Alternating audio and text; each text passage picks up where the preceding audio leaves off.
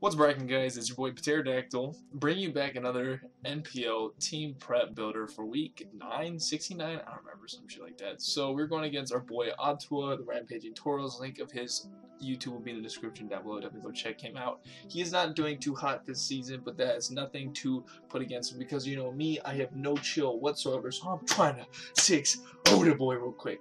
So anyways, so we go over his team real quick. I'm going to tell you why I brought what I did, which you can already see on the screen, part of it, but I'll explain later in further depth.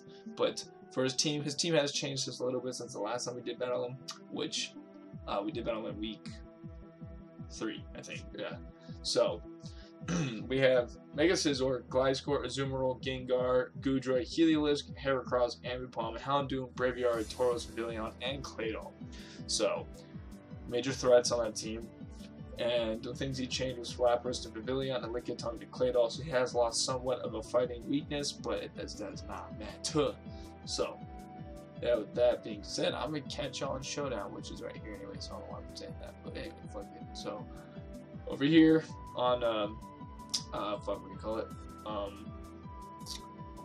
Over here on Showdown, we have Master Roshi, Big Papa, Raycoon, Louise Zeppelin, and What Lesbians Do. So, okay, we have Master Roshi. Our Mega Alakazam Magic Guard's been here every week since we drafted him. He is a monster of that special offensive presence. So, running Psyshock for his Gengar, because Gengar is a problem. Psyshock also for his Heracross and for Goodra, because I know Goodra is more specially defensive. And kind of hit just stab on everything else. And then Dazzling Gleam for the Houndoom, so I don't get locked, so I'm not stuck with it. And then Dazzling Gleam also for, I think it was for someone else. Neutral damage, I'm pretty sure is why I use. Oh, for Goodra as well, if just in case if he is running more physically defensive than special on the Goodra. Because Goodra is a problem, so I don't think he's gonna use these. I only brought it twice, so I don't know. That's kind of thing. Shadow Ball for Gengar, and kind of hit everything for special, like Claydol. It also will hit, how was I headed for? It was just neutral against, like, Gliscor and stuff like that. It's because, like, the moves are kind of redundant. Like, I have Psyshock ready for Gengar, so why do I need Shadow Ball? I think that's what's going through my head right now. Shadow Ball for Claydol. I know that, but I can just run Energy Ball with Claydol. I can run Energy Ball. I'm going to run Energy Ball. That's what I'm going to be doing. And then Focus Blast for all the normal, close, and dark types. So I'm actually going to run Energy Ball. That sounds a lot smarter. Glad I thought that over in my head. Okay, so moving on to the next Pokemon. Big Papa, which is... Oh, shit. No. Big Papa... Fucking Gunk Shot. What the fuck? There. Okay, so Big Papa here is our Assault Vest Snorlax. What we're going to be doing over here is... I pretty much want to sweep with Snorlax, but I'll explain how that's going to happen. He is one of the 6-0 options, is what I'm doing. So I have this Assault Vest, so I can run max defense, max HP, and Assault Vest has put his special defense almost to 200, so he can just take up those hits. With Thick Fat, he's going to have Return for its stab, which hits everything besides the Gengar, and then he has Fire Punch for the Mega Scizor and everything else that's kind of weak, minus the Houndoom, because Flash Fire is a thing. Then I have Ice Punch for all the ground types and dragon types and stuff like that, and then I have Gunk Shot for the Azumarill, and that's pretty much why I'm bringing Big Papa. So Big Papa is sweep option number 1, and so he's pretty much going to need to take a lot of hits and just dish out a lot of damage, even though he has no attack investment, but I will get into that in a second. So we have Raycoon here, the other Assault Vest user, who's been here almost every week, and Raycoon puts in nothing but Defiance. That's why he's actually one of our kill leaders. He's tied with Arcanine, which Arcanine is taking a week off because he's getting ready for my boy Sheer.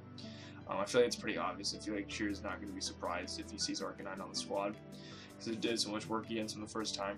But, so we have Raycoon here, Assault Vest Guts with Ice Punch, Drain Punch, Fire Punch, and Poison Jab. The same exact moveset, because it does hit everything besides Gengar for super effective damage.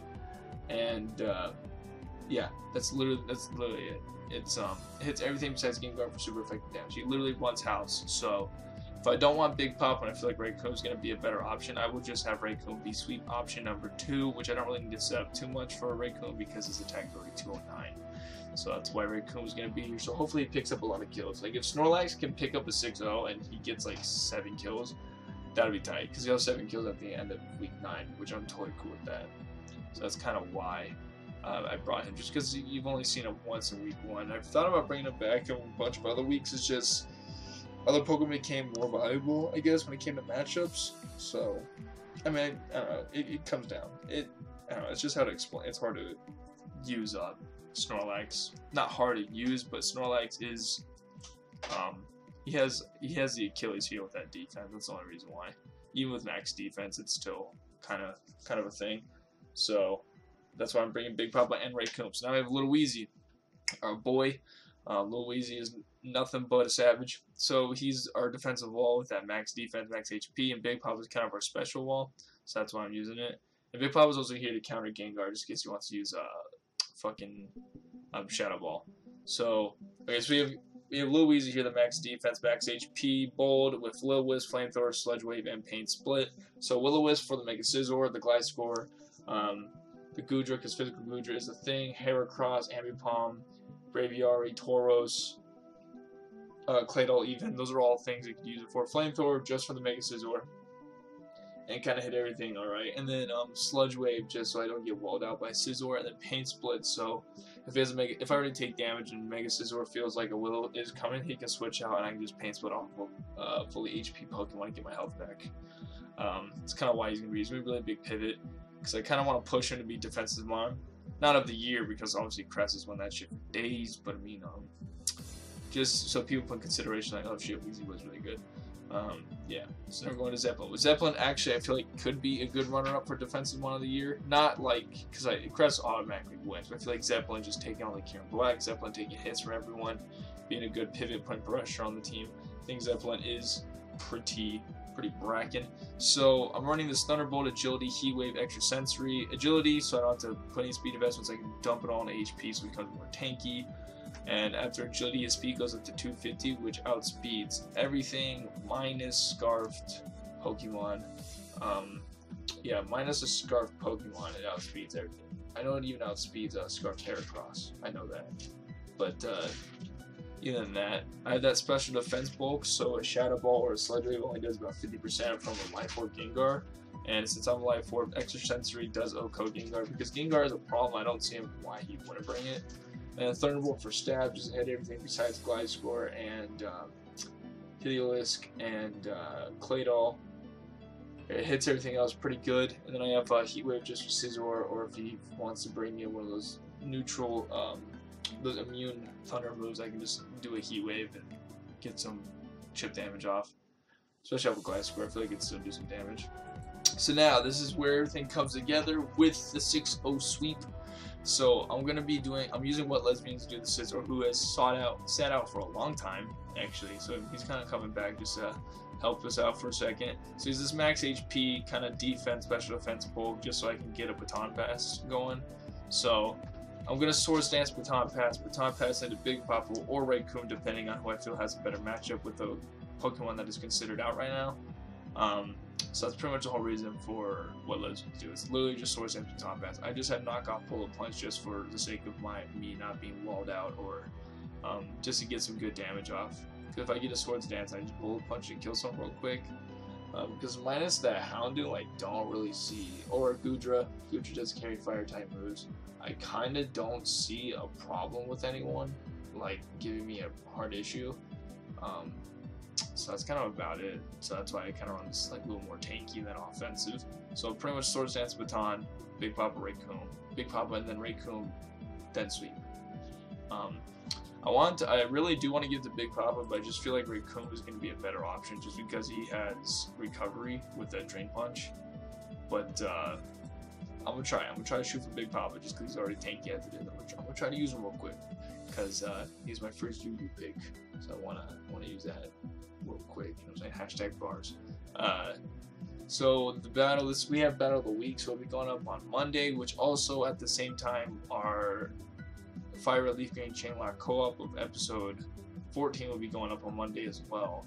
So make sure you guys stay tuned for both of those episodes because it's going to be kind of a hype Monday. Double upload. I've never uploaded 2 videos in one day. So yeah, hope you guys are excited for that.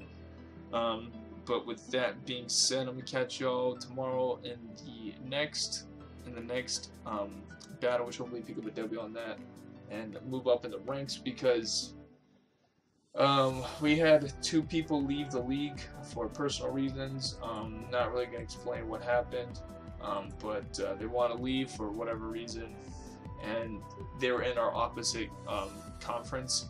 Like they were in our conference, but in a different division, and both of them left from the same division, which then made our whole division automatically clinch playoffs. So we've already made playoffs. So I'm not really